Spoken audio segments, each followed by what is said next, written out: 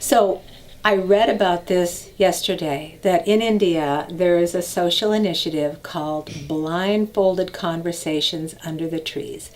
And people who have signed up for this show up, and it's a park, so it is under the trees literally, and they bring their own blindfold with them, and they sit comfortably. It's facilitated, by people who've been trained in, some kind of counseling and this kind of interaction.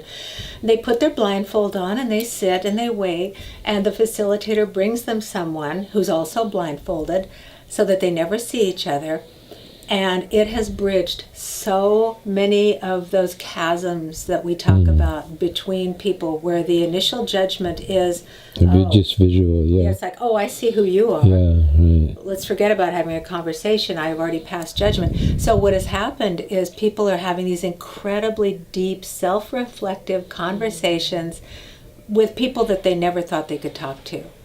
Like men opening their hearts to other men because they're blindfolded. They're inside in a lot of this experience because they're not out trying to impress, trying to understand, trying to read, judging, any of that. So I was so excited about this, and you guys might want to try this at your center, because I was like, this is just a really brave, courageous way to do this kind of bridging gaps between people, bridging the worlds. And it cuts out the prejudgment. Yeah, it does. That first line of judgment, like, oh, hi, I see who you are. Okay, well, we won't talk. In this case, they just drop down into their essence, and they talk about who they are to one another, and it's just incredible. And they breathe together, and they share that. They share, they breathe, and they feel safe because, like the two of you would do, it's facilitated. They feel like somebody is there, helping them, giving them the support that they need. It's going just a little further than the nudist camps. Yeah, I think because that was the idea behind the nudist camps. Is so the clothing gets dropped, so we don't judge who they are by their clothes. Yeah.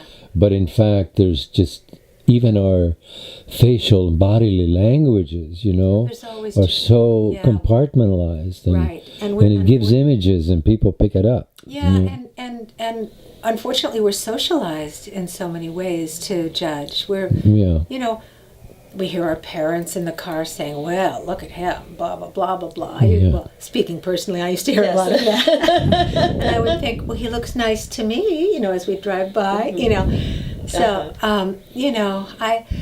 what's really interesting here in my work, I work here at an edit facility and production facility called Beyond Pix Studios here in San Francisco. And it's such an eclectic group of people, from all over the world. And the young man who I've been editing with for so long, Josh Skyers is his name, he is from England. He's, I think, 28 or 29, much younger than me. He's black. And it's almost like we could have grown up side by side. I've spent, in an edit room, you spend a lot of time with somebody, you're always sitting there. It's almost like just kind of being on retreat together, because you have to work so much in quiet in this room, and you've got these screens to look at. He and I talk about everything. And it's once again proven to me the oneness of humanity. Young man raised in England, Jamaican, England, here.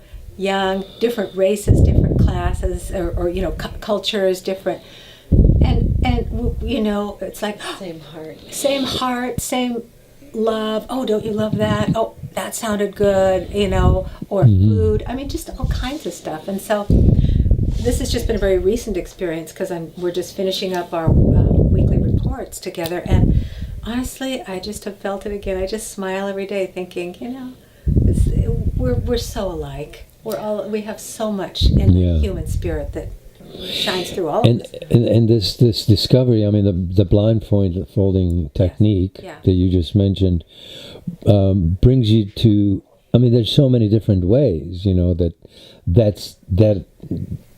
attempt to get inside. Yes. Is to find that kernel of essential heart. Right. To find the love, the self-love inside. And the discovery, not in a selfish way, but the discovery of the true self-love is what, when we get there, we find that that is where the oneness is. It is.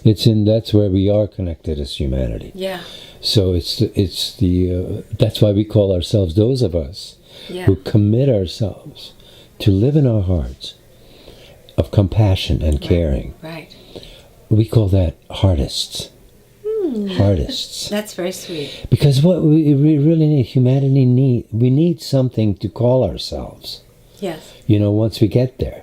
It's missing. There's, we've been so used to labels and alliances, and of course mostly in faiths, the different religions and all of that. Right. But what is this new? What is this new that we are coming to where all those things are erased? Right. We've been using the word the new for a long time. Right. The new, well, it's inside out and it's upside down, and it has to be fully embodied, not just in the higher realms. You can't just work in your crown and your third eye. You have to get clear down into your root. Right. You have to clear it all the way through and really fully embody all that you are, walking on the ground and in action. And that place, we can't keep calling it new forever. So we call it Everland because it is forever. Forever. It is forever. And it was always. And so Yes. there we are. Yes. It was always, even before it became forever. It was always. Except that, but the orientation has been, Neverland, where you can never get to. Right. Even Walt Disney. I mean, you don't think, but Never, yeah. it is the Peter Pan and the Tinkerbell energy of the newness. What? You're putting your hand in front of the camera. It doesn't show. We'll get to read his palm as it goes across the land. Yeah.